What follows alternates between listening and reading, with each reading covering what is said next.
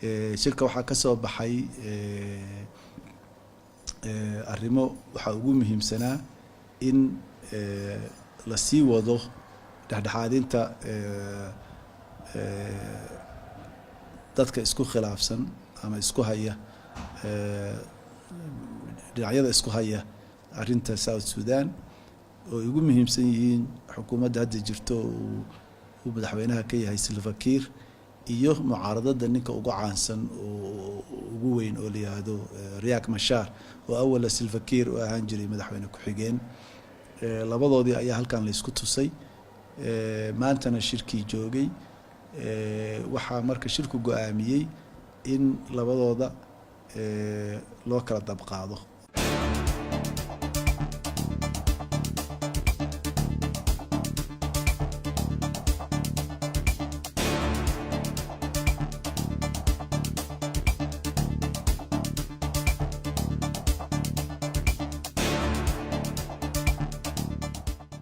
wuxuu aad ugu booriyay